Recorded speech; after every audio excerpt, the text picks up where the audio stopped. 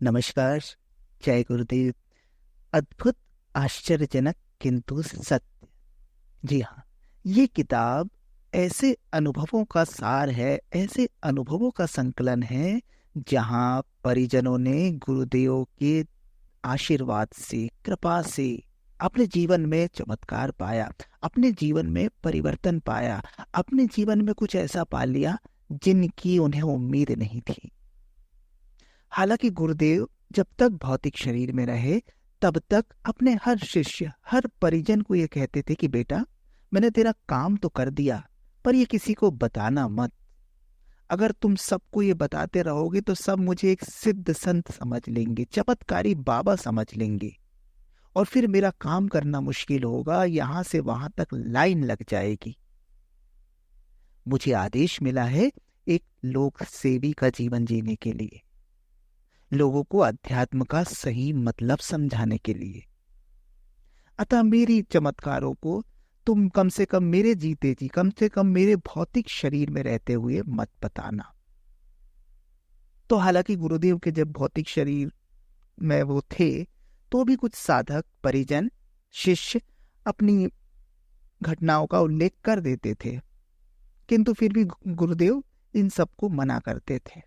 गुरुदेव का भौतिक शरीर छूट जाने के बाद एक किताब प्रकाशित हुई, अद्भुत, आश्चर्यजनक किंतु सत्य। उसमें उन परिजनों की, उन शिष्यों की भाव विभोर कर देने वाली कहानियां हैं, जिसमें उन्होंने गुरुदेव के चमत्कार को साक्षात अनुभव किया।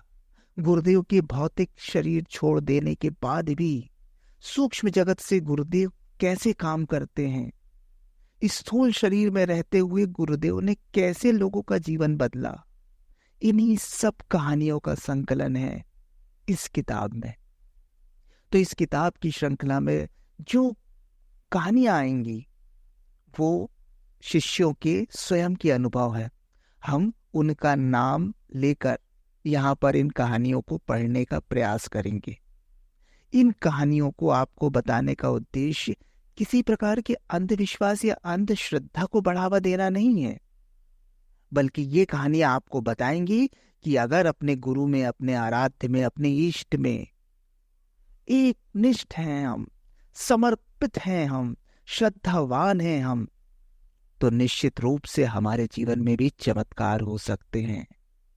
गुरु कृपा से क्या क्या संभव है, कैसे थे हमारे गुरु, कैसे हैं हमारे गुरु, इस सब का सार है ये किताब। तो इस किताब की एक एक कहानियां एक एक वीडियो के माध्यम से आपके सामने हम प्रस्तुत कर रहे हैं। आप भी इनका आनंद लें और अपने जीवन में अपने आराध्य, अपने इष्ट के प्रति समर्पण भाव लाएं। समर्पण से चमत्कार घटित हो सकते हैं। तो शुरू करते हैं। डॉक्टर के खरे जी बतलाती है कि मैं एक नास्तिक प्रकृति का व्यक्ति था। मुझे धर्म में कोई आस्था नहीं थी। मैं शांति कुंज एवं गुरुदेव के नाम को भी नहीं जानता था। मेरा जीवन बहुत ही विचित्र किस्म का था। मैं शराब छोड़कर सभी चीजों का सेवन करता था, मांसाहार भी करता था।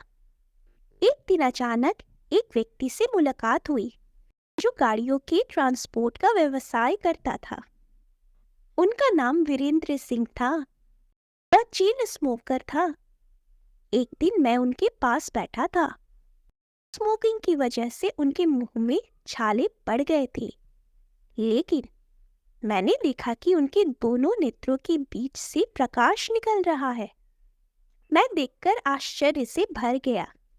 मैंने पूछा, तुम्हारी आंखों से क्या निकल रहा है?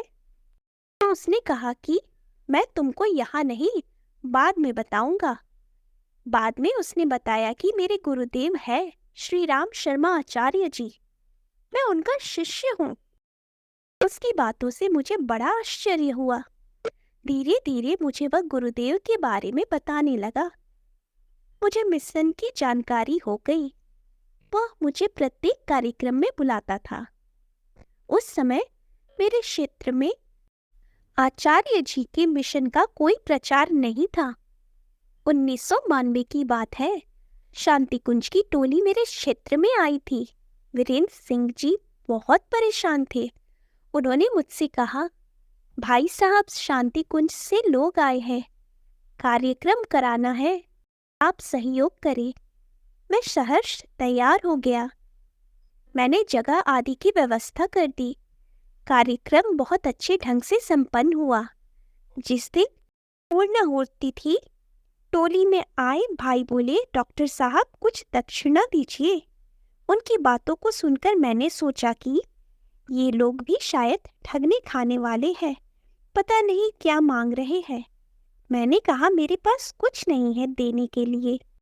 तो वे बोले, आपके पास बहुत कुछ है, कुछ तो दीजिए। मैंने सोचा शायद उनको पता है कि मेरे पास रुपया पैसा है, तो मैंने कहा, बोलिए क्या चाहिए। तो वे बोले, अपनी कोई बुराई दीजिए। उनकी बातों से मुझे बहुत आश्चर्य हुआ कि अजीब लोग हैं, दक्षिणा में बुराई लेते हैं। उन्होंने कहा, आप मांस छोड़ दीजिए।